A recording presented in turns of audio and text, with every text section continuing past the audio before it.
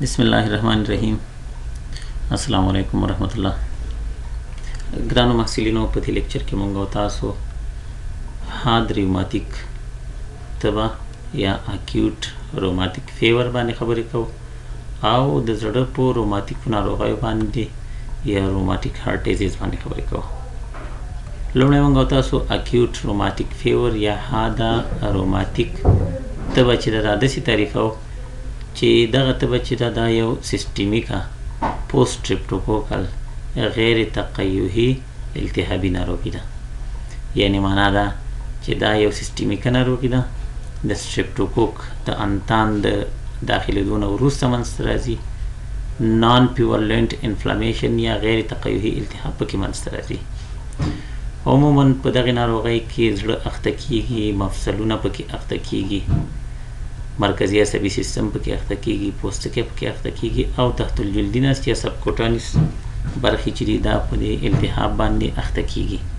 التهاب به یو سیستمیک پوسټ سټریپټوکوکل یا د سټریپټوکوک انتان نه وروسته غیر تقیحي یا نان پورلنټ التهاب وسي.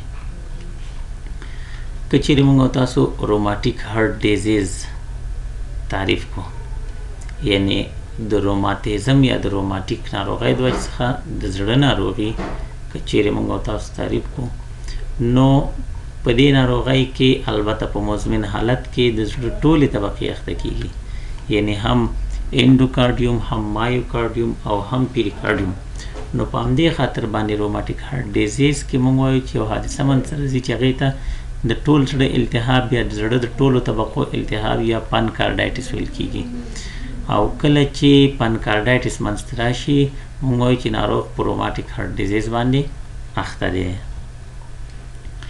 سببونه یې چې دی او پتوجینیزس کوم څه دی. لومړی ځل لپاره داسې کېږي چې په ستوني کې یو بکتریا راځي سی نیسي چې هغې بکتریا نوم دی بیټا هیمولایټیک سټریپټوکوک انفیکشن.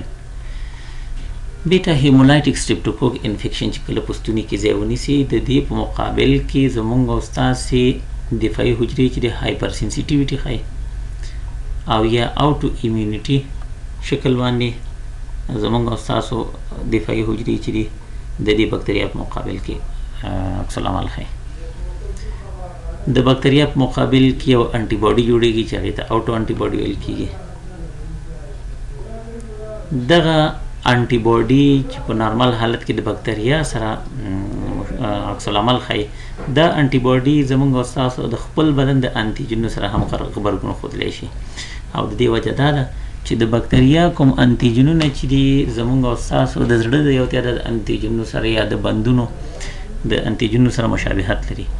نو دغه اوټو انټي باډي یا اوټو ایمیونټي یا هایپر سنسیټیویټي چې د بکتریا د انټیجنو مقابل کې ده، دغه هایپر سنسیټیویټي زموږ د خپل زړه د انټیجن په مقابل کې هم عکس العمل ښایي، یا هغه پروتینونه چې په بکتریا کې شامل دي او زموږ په زړه کې چې کوم پروتینونه دي د هغې سره مشابه دي. نو د انټي باډي خو د بکتریا د پروتین په مقابل کې جوړه شوي چې ام پروتین ورته ویل کېږي. نو زموږ د زړه پروتینونه چې د ام پروتین سره مشابه دي او په زړه باندې دوی دغه ښایي عکس العمل ښایي، په هغې باندې حمله کوي او بالاخره د زړه په مقابل کې عکس العمل یا هایپر سنسیټیویټي منځته راځي، د بندونو په مقابل کې هایپر سنسیټیویټي منځته راځي او نور هغه انسات چې مخکې موږ ورته ذکر کړل د ټول په مقابل کې دغه انټي باډیګانې د بدن چې دي دا هایپر سنسیټیویټي ښایي یا عکس العمل ښایي. په دې شکل کې تاسو څخه ښکاره کېږي چې یو تعداد انوایرمنټل فکتورونه دي چې یا اوور کراوډینګ دی یا د حد نه زیات پر هجومه ساحو کې بکتریاګانې زیات انتقالېږي د یو شخص نه بل ته، او یا د ډېر غربت حالت کې انتقالېدلی شي غریبو خلکو کې، او یا همدارنګه هغه خلک چې فامیلیل هسټري ولري یا کورنۍ تاریخچه ولري، او یا هغه ښځې چې هغوی ټوینس ناروغان ولري یا غبرګوني، او یا دا چې جینیټیکي ستونزې ولري. تاسو وګورئ سټریپټوکوک انفیکشن یا سټریپټوکوک انتان چې بیټا هیمولایټیک سټریپټوکوک ګروپ ای چې دی دا د خولې د لارې څخه راځي او په ستوني کې ځای په ځای کېږي. او کله چې په ستوني کې ځای شو دې ته موږ تاسو وایو فرسټ اټیک آف اکیوټ روماتیک فیور لومړنی حالت دی. بیا نویس کېږي چې دغې په مقابل کې د دې بکتریا په مقابل کې زموږ او ستاسو معافیتي حجرې چې دي اوټو ایمیون ریاکشن ښایي او دغه ریاکشن د دې سبب ګرځي خصوصا ټي لیمفوسایټونه چې دا بکتریا مړه کړي. که یې بکتریا مړه کړه که یې مړه نه کړله، خو دغه معافیتي حجرې چې د دې پروتینونو په مقابل کې د بکتریا فعالې شوي دي، دوی زمونږ او ستاسو په بدن کې په تکراري شکل باندې یا سټریپټوکوک انفیکشن منځته راځي او یا دغه انټي باډیګانې راځي او زمونږ او ستاسو بدن کې ریکارنټ روماتیک فیور په نتیجه کې عکس العمل د زړه په مقابل کې صورت نیسي او بالاخره روماتیک هارت ډیزیز منځته راځي. یا یې که زه تاسو په ساده اصطلاح باندې وایم چې لومړی چې دی لومړی بکتریا پوستوني کې ځای نیسي، پوستوني کې کله چې پوستوني کې ځای ونیو نو پوستوني کې د دې بکتریا په مقابل کې زمونږ دفاعي حجرې چې دي دا عکس العمل ښیي. کله چې عکس العمل وښود یا ریاکشن یې وښود یا هایپر سینسیټیویټي وښود، هایپر سینسیټیویټي، اوس نو دغه انټي باډیګانې چې د دې ستوني د بکتریا په مقابل کې جوړې شوې دا زمونږ په دوران کې ګرځېږي. کله چې د وینې په دوران کې دا ګرځېږي نو د وینې په دوران کې دا راځي د زړه ته. کله چې زړه ته دا راورسېږي د دوران څخه چې دا زړه ته راورسېږي یو وخت کې ګوري چې په زړه کې هم هغسې پروټین موجود دی کوم پروټین چې په بکتریا کې پوستوني کې موجود و چې هغې ته ایم پروټین وایي. نو دوی خو نورې نه پوهېږي، نو دوی د زړه په مقابل کې عکس العمل ښیي هایپر سینسیټیویټي او په زړه کې نان پیورلنټ انفلمیشن یا التهاب منځته راځي او موږ وایو چې زړه چې دی دا د روماتیک هارت ډیزیز سره مخامخ شوی دی. د بکتریا انتیجنونه چې دي د هغوی په حجروي دیوال کې موجود دي او د هغوی په حجروي غشا کې موجود دي او د ایم پروټین په نوم باندې یا ایپیټاپس چې ورته موږ وایو دا موجود دي. د دې په مقابل کې زموږ او ستاسو دفاعي حجرې چې دي عکس العمل ښیي. د کوربه انتیجنونه چې دي د مایوزین په نوم باندې دي، د کیراټین په نوم باندې دي، د لامینین په نوم باندې دي او د ان اسیلایل ګلوکوز امین په نوم باندې دي او د اکټین او وایمنټین په نوم باندې دي. دا انتیجنونه او د بکتریا انتیجنونه چې دي د شکل له نظره سره یو رقم ساختمان لري. نو په دې خاطر باندې د بکتریا د انتیجن په مقابل کې چې کوم ریاکشن منځته راغلی دی د کوربه په بدن کې چې په زړه کې کوم دغه انتیجنونه دي دوی په مقابل کې هم عکس العمل منځته راځي او دا دې سبب ګرځېږي چې التهاب منځته راشي.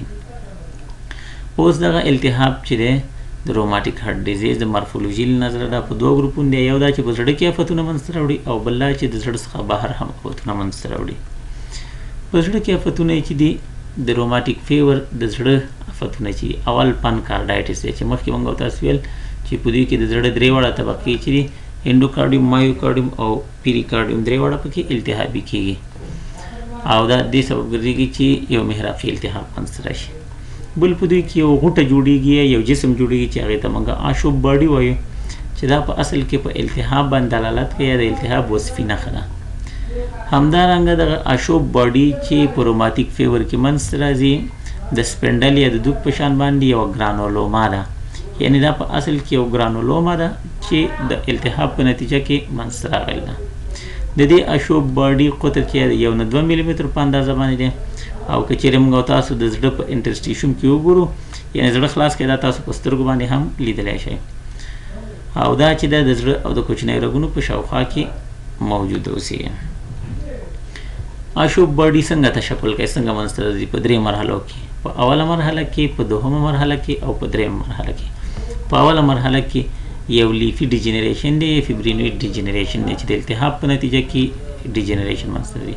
په دوهم مرحله کې ګرانولوما ده یا انیټشکوسل منځته راځي او په 3مه مرحله کې فیبروزس منځته راځي. او کله چې دغه حالت منځته راغی موږ وایو د 3 مرحلو نه وروسته چې کوم جسم جوړ شو په زړه کې دا د آشوب باډي په نوم باندې یادېږي.